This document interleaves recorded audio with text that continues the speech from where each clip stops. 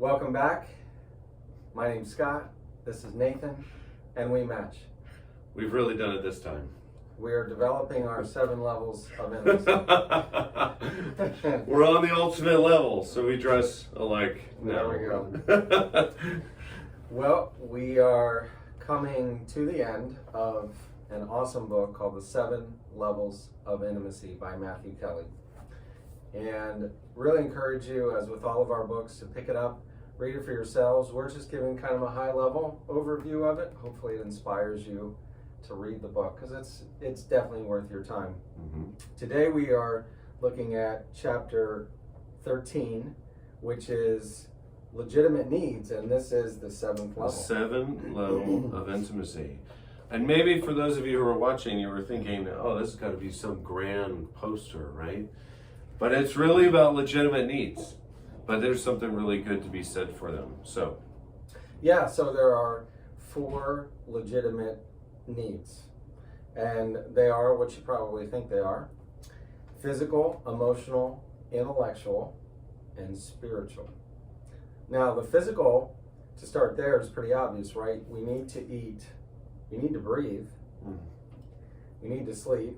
We need to have water. And quite honestly, if we don't have these things in a short amount of time, we're going to be in trouble. And the obvious too in relationship, physical touch. We need to feel embraced. We need to feel that a physical connection to either in friendships or in marriage. Things like that. So he does list some of them. Obviously, in the emotional needs, it's what you also would think about, where you feel like you're being heard, you feel like you are being listened to, you feel like the other person is in the emotional intelligence book is mirroring, where the other person is really acknowledging what you're feeling and not blowing past them.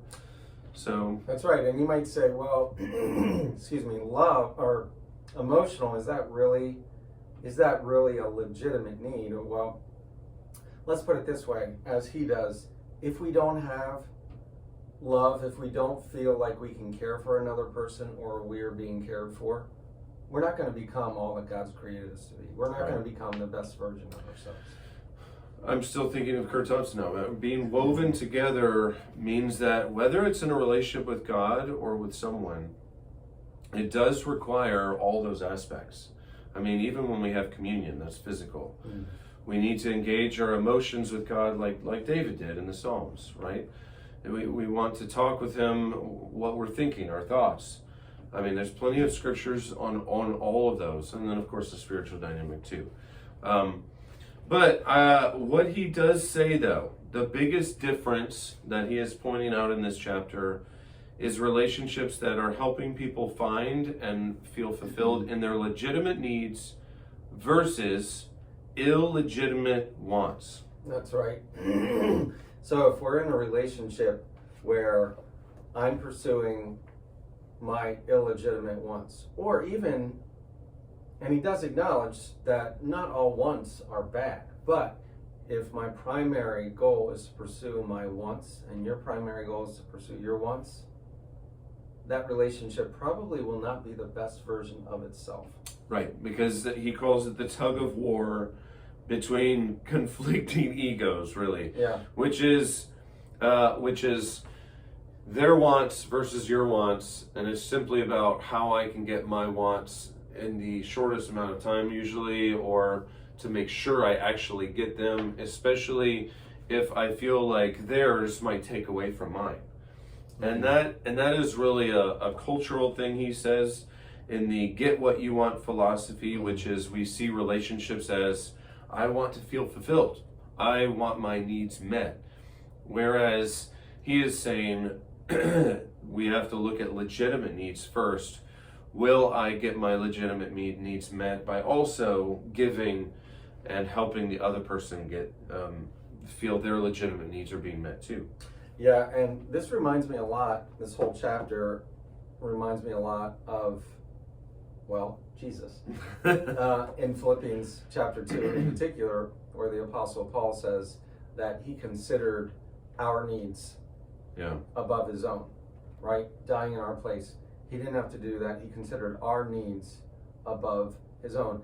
And if we're going to have the best relationships possible, if we're going to be more intimate, more connected with each other, we need to consider each other's legitimate needs above our own. Yeah. It's hard to do. I It say is. this in It most is. weddings, by the way. Most wedding ceremonies. Philippians chapter 2. It's at the heart of it. It is. And making sure that, giving and receiving is the fundamental part of relationship. And we think, well, I have my goals though, I need to be fulfilled. But taking for them to get fulfilled is way different than allowing the other person to help give to you.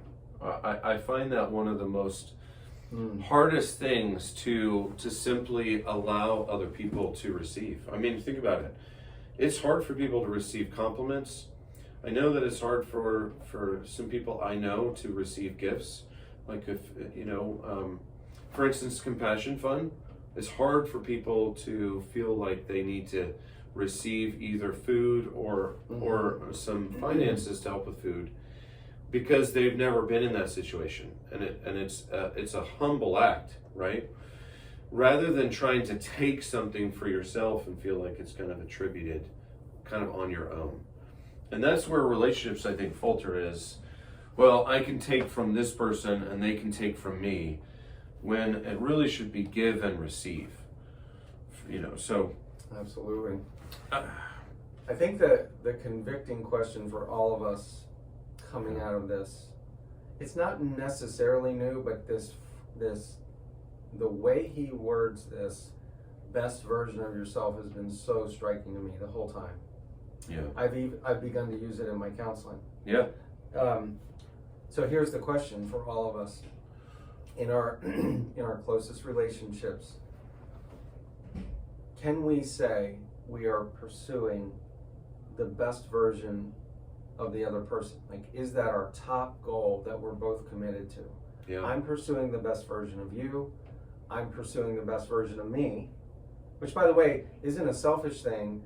I would say it from a biblical lens. I'm pursuing to become all that God's created me to be, and you're doing the same. And to and to live out what He has planned for me too, and that's, of course, in my opinion, what Jesus wanted for us when He made that price for sin too, is to say, now you can be the best version of yourself. I do think that there's so much behind that question when you say, am I pursuing the best version of myself? Am I helping the other person? You have to assume that you each want the best for each other. You have to start trusting. You have to believe that if they say something wrong, that maybe you just misunderstood. There's a lot of emotional, and all four of those aspects really are behind that statement, to say, is our relationship founded on that premise? And have we actually said it and agreed to it mutually? I think this is one of the primary questions going into the relationship. Are we going to pursue helping each other become the best version of ourselves? So. Great question for premarital counseling. Yes, it is.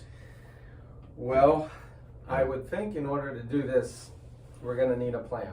Yes, absolutely. We need a plan, and guess what? That's going to be in the next chapter too. Awesome. But hopefully you've seen the 7 levels. Hopefully, man, I would encourage you to read it and even write down just the levels themselves to help you just remember, all the way from cliches to opinions to feelings to dreams to legitimate needs. Mm-hmm. And how to be able to keep that in mind, whether you're in a deeper relationship or whether you're in a kind of, I want to say not superficial, but casual relationship, mm-hmm. that maybe you want to go deeper, mm-hmm. with someone, but you don't know how. Mm-hmm. This is a great way to understand what another depth would be after opinions, say. And that's something to really help you make a plan too. So, absolutely. But again, grade levels, great book to read, and we'll see you on the next one when we start talking about those. See you next time.